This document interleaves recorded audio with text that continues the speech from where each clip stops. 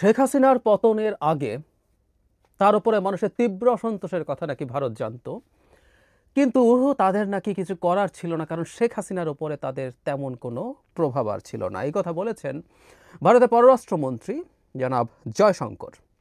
মানে উনি এখনও কথা বলেন, এবং কেন যেন কেউ কেউ তাকে বিরাট দুর্দান্ত কূটনীতিক মনে করেন। উনি ক্যারিয়ার ডিপ্লোম্যাট ছিলেন, এবং আমি দেখি তিনি পররাষ্ট্রমন্ত্রী হওয়ার পর থেকে কিছু রেটরিক্যাল কথাবার্তা বলা ছাড়া, যার মধ্যে কোনোভাবেই স্পষ্ট জিওপলিটিক্যাল এবং ইন্টারন্যাশনাল রিলেশনসের বেসিক জানেন এমন কোনো আভাস দেখি না। কিন্তু কিছু কথা বলেন, শুনতে খুব মনে হয় ভারত বিরাট সুপার পাওয়ার হয়ে গেছে। ভারতের একজন পররাষ্ট্রমন্ত্রী এভাবে কথা বলছেন, অথচ এই অঞ্চলে তার ব্যাকইয়ার্ড বলে সে যেটাকে দেখতে চায়, সাউথ এশিয়াতে তাদের যে অবস্থানে এই লোকের চাকরি যাওয়া উচিত ছিল। কিন্তু যেটা হয় অথরিটারিয়ান সরকারগুলো, ইয়াস, বিজেপি নির্বাচিত হলে একটা অথরিটারিয়ান সরকার, মোদি অত্যন্ত অটোক্র্যাটিক একজন মানুষ, তাদের এই ধরনের ক্ষেত্রে তারা পরিবর্তন করতে পছন্দ করে না। তারা বোঝাতে চায় তাদের সিদ্ধান্তে কোনো ভুল বা সমস্যা থাকে না। যাই হোক, জয়শঙ্কর কি বলেছেন, দ্য হিন্দু একটা পত্রিকা, ভারতের খুবই বিখ্যাত, খুবই রেসপেক্টেড পত্রিকা, তারা একটা রিপোর্ট করেছে। আমি একটু সেটা বাংলাদেশের, আমি টিবিএস বিজনেস স্ট্যান্ডার্ড থেকে পড়ছি, তারা এটাকে বাংলায় পাবলিশ করেছে। শনিবার ভারতের পররাষ্ট্রনীতির ওপর খোলামেলা আলোচনার জন্য পররাষ্ট্র বিষয়ক পরামর্শ কমিটির সদস্যরা ডক্টর জয়শঙ্করের সঙ্গে সাক্ষাৎ করেন। সেখানে প্রতিবেশী দেশগুলোর পরিস্থিতি, বিশেষ করে বাংলাদেশ, মিয়ানমার, মালদ্বীপ, শ্রীলঙ্কা ও পাকিস্তান ছিল আলোচনার বিষয়। উনি কি বলেছেন? উনি বলেছেন, গত বছর 5 আগস্ট বাংলাদেশের তৎকালীন প্রধানমন্ত্রী শেখ হাসিনার সরকার সহিংসভাবে ক্ষমতাচ্যুত হওয়ার আগে থেকেই সেখানে তার বিরুদ্ধে যে জন অসন্তোষ তৈরি হচ্ছিল সে বিষয়ে অবগত ছিল ভারত। তবে ভারতের পক্ষে তেমন কিছু করা সম্ভব হয়নি, কারণ শেখ হাসিনার উপরে তাদের যথেষ্ট প্রভাব ছিল না। তাকে শুধু পরামর্শ দেওয়া যেত বলে সংসদ সদস্যদের জানিয়েছেন। এছাড়াও তিনি ভলকার তুর্ক যে সেনাবাহিনীর প্রতি শান্তিরক্ষা মিশনের বন্ধ করা হতে পারে এই রকম কথা বলেছেন। এটা কখন বলেছেন আমরা ধারণা করতে পারি। খুব স্বাভাবিকভাবেই ওই রিপোর্টে থাকা কিছু, ওই মানে মিটিংয়ে থাকা কিছু মানুষের বরাতে নিউজটা পাবলিশড হয়েছে। এটা যেহেতু পাবলিক না, তাই ডিটেল জানা যায় না। মানে প্রথম কথাটা হচ্ছে, জয়শঙ্কর যা বলছেন এটা কি ঠিক? অসন্তোষের কথা তারা জানতেন, এবং এটা কি 5 আগস্টের আগে, এটা কি জুলাই মাসে? শেখ হাসিনা এবং আওয়ামী লীগ মানুষের কি তীব্র ঘৃণায় পরিণত হয়েছিল সেটা বহু আগে থেকে আমরা জানি। আমি যদি, যারা একটু পলিটিক্যালি কনসিয়াস, তারা নিদেন পক্ষে 2011 সালে যখন আওয়ামী লীগ পঞ্চদশ সংশোধনীর মাধ্যমে তত্ত্বাবধায়ক সরকার বাতিল করে, সেদিন থেকে বুঝে গিয়েছিল আসলে কি ঘটতে যাচ্ছে।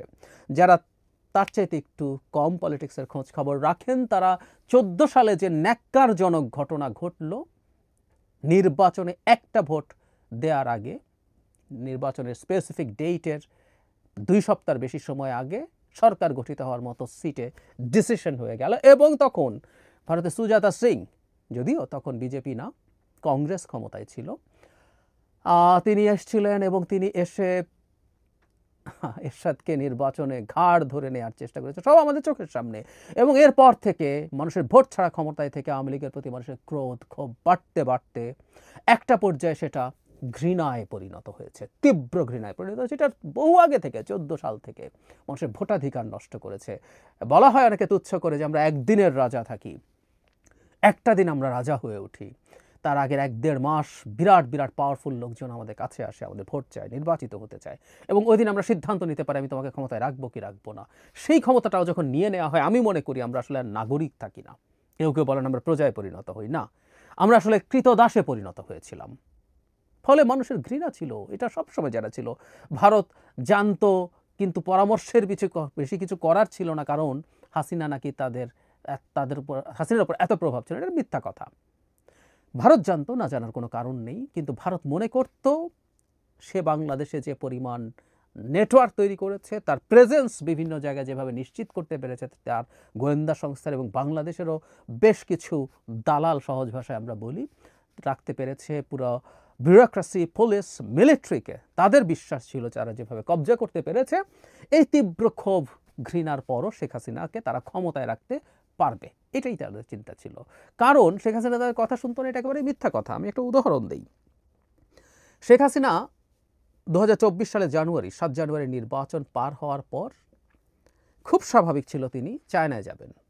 আগে ভারতে যাওয়ার কথা, কিন্তু ভারতের নির্বাচন নিয়ে তখন ব্যস্ততা আছে, তাই তিনি তার ওটা ঝুলিয়ে রেখে আগে ভারতে গেলেন, মানে তার কিবলায় তিনি আগে যাবেন, তার জন্য চায়না সফর ঝুলিয়ে রাখলেন। চায়না বলছিল তখন যে তুমি এটা করে যাও, পরে ভারতে যেও, কিন্তু না, ওনাকে যেতে হবে, নরেন্দ্র মোদীর পা চাটতে হবে। কথাটা খুব বাজে শোনালো শব্দটা, কিন্তু এটাই করেছেন উনি, সরাসরি গিয়ে পা চেটে আসতে হবে এবং মোদীর ব্রিফিং নিতে হবে চায়নায় কি করা যাবে কি করা যাবে না, সরাসরি। এটা কিন্তু অন্যভাবেও বার্তা দেওয়া যায়, কিন্তু সরাসরি ব্রিফিং নিয়ে আসতে হবে।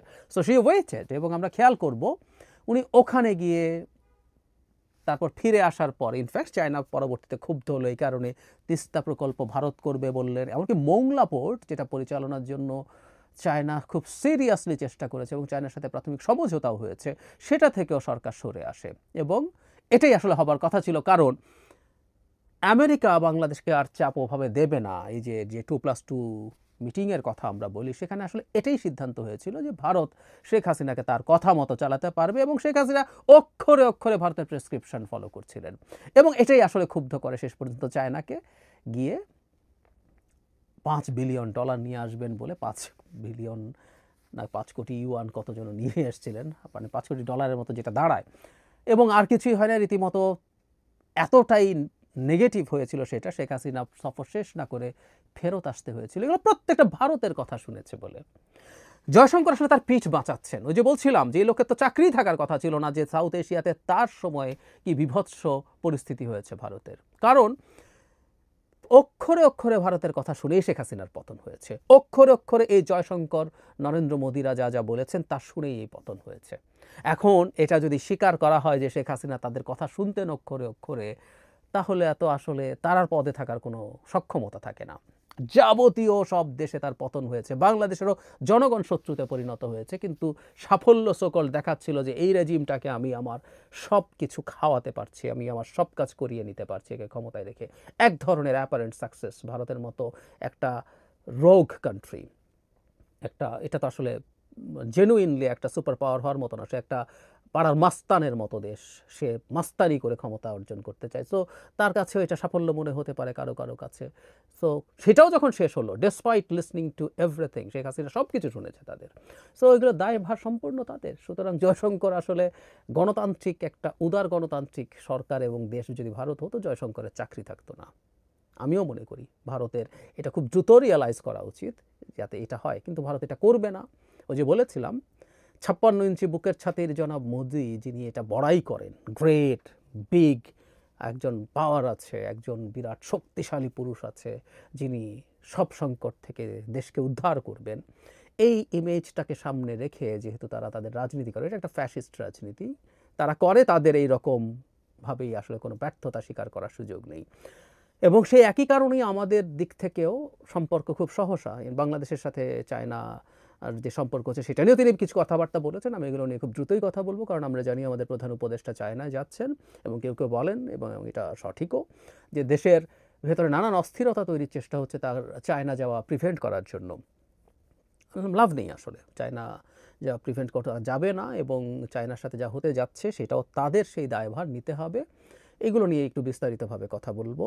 বটম লাইন হচ্ছে তাদের এই পরিবর্তনগুলো হবে না, কিন্তু এটার কারণেই, তাদের এই অ্যাটিটিউডের কারণেই আমাদেরও সংকট আছে। ভারত তো সংকট হবেই, আমাদেরও সংকট আছে। এই ধরনের একটা সরকার আসলে, যার অন্তত সাইজে বেশ বড়, অর্থনীতিতে বড়, মিলিটারি পাওয়ারে বড়, সে অন্তত রিজিয়নে একটা মেজর অস্থিরতা তৈরি করতে পারে, মেজর অস্থিরতার কারণ হতে পারে। সেটা ভারতের বর্তমান সরকার আমাদেরকে খুব ক্লিয়ারলি বুঝিয়ে দিচ্ছে। আমরা আমাদের জায়গা থেকে আমরা আমাদের অবস্থানটাকে ঠিক রেখে চলছি, কিন্তু কিছু ঝড়ঝাপটা আমাদের উপরে আসবে, আসার জন্য আমাদের প্রস্তুত থাকাই দরকার।